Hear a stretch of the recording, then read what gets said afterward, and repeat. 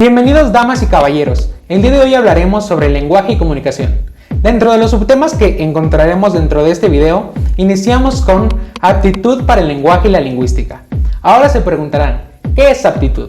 Es la habilidad entre el hablante y el oyente, ideal para asociar sonidos y significados de acuerdo con las reglas del lenguaje. Ahora, ¿qué es lenguaje? Es un sistema que se controla por un conjunto de reglas para la formulación de expresiones interpretables. Ahora que tenemos estos puntos claros, hablaremos de nuestro primer personaje, de Noam Chomsky. Dentro de su análisis, llegó a la demostración de que cuando el lenguaje que utilizamos para representar ideas, sucesos, objetos o simplemente para describir el orden con el que usamos las palabras es tan importante como la misma que empleamos. Ahora también nos muestra que este denota una estructura profunda. Ahora aquí tenemos más personajes como Iberia y Little John. Ahora, para que comprendamos lo que es una estructura profunda, consideremos la siguiente oración. Yo hago el cuarto. De ahí sacaremos tres oraciones. La A, yo hago o construyo el cuarto, es el objeto. La B, yo construyo o limpio la habitación. La C, yo estoy en cuarto lugar, entre otras.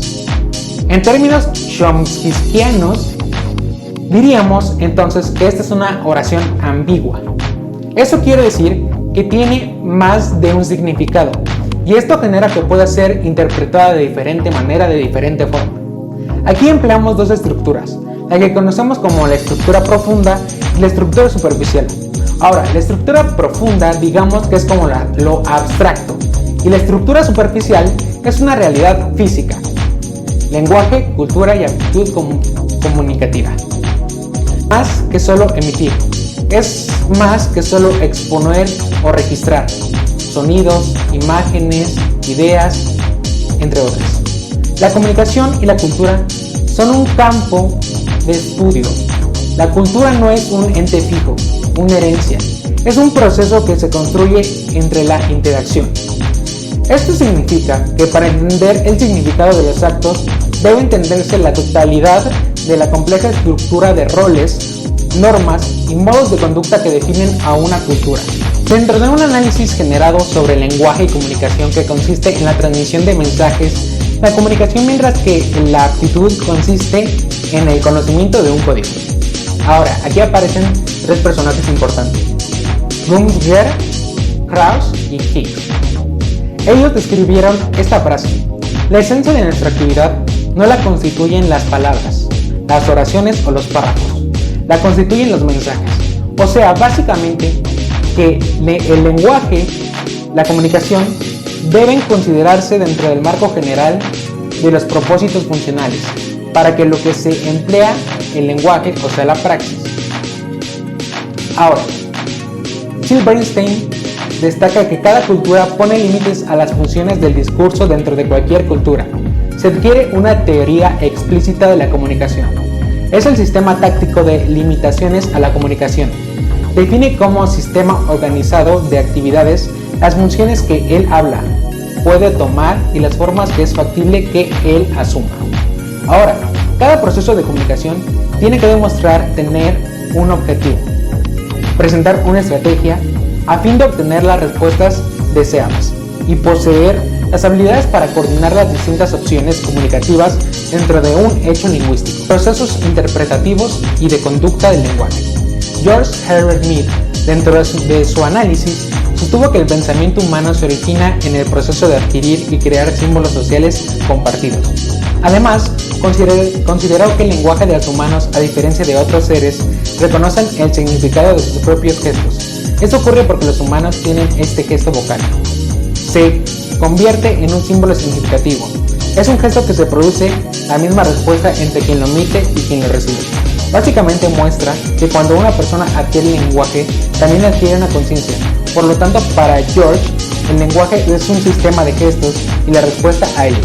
Ahora, en la actualidad de George, la teoría de George no es totalmente correcta, ya que destaca en exceso el gesto vocal como la base sobre la que se construye el lenguaje.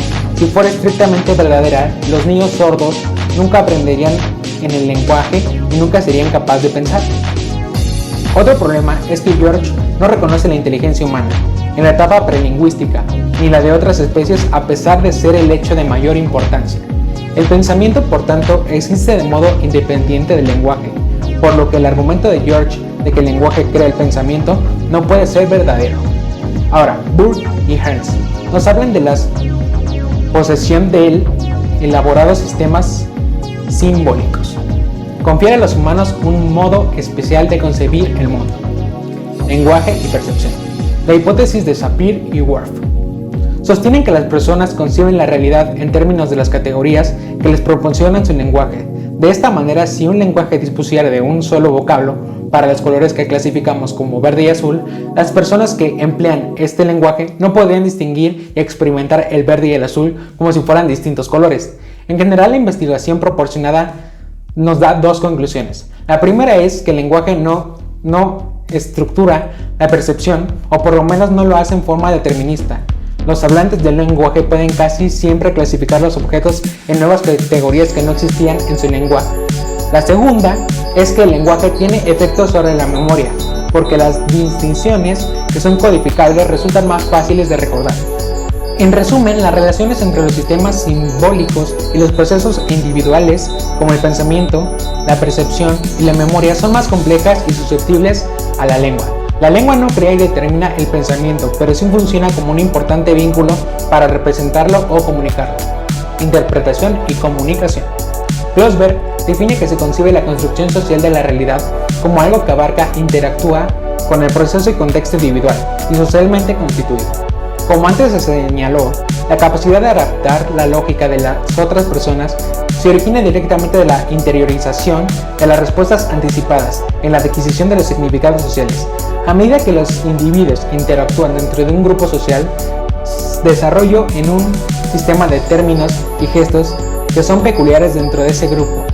Esta concepción de la adopción es un rol fundamental para la interacción o para la óptica interpretativa centrada en la cultura que se refiere a la comunicación. Ahora bien, las intenciones de la otra persona, las cualidades internas y las actitudes nunca se aprenden de modo directo, más bien es la percepción de carácter interpersonal que percibe, construye una impresión de las acciones, cualidades o actitudes de la otra persona. Esto nos lleva a las interpretaciones personales. Ellas sufren cambios sistemáticos de desarrollo, mientras que la experiencia social se torna más diferenciada, más abstracta y dotada de una organización de carácter más complejo con el tiempo, y la experiencia cada individuo llega a un sistema relativamente estable en el que canaliza la percepción social y organiza el conocimiento respecto a situaciones sociales respecto a otras personas. Bueno, yo soy Joshua Rivas, espero que les haya gustado y nos vemos en la próxima. Los quiero. Gracias, profe.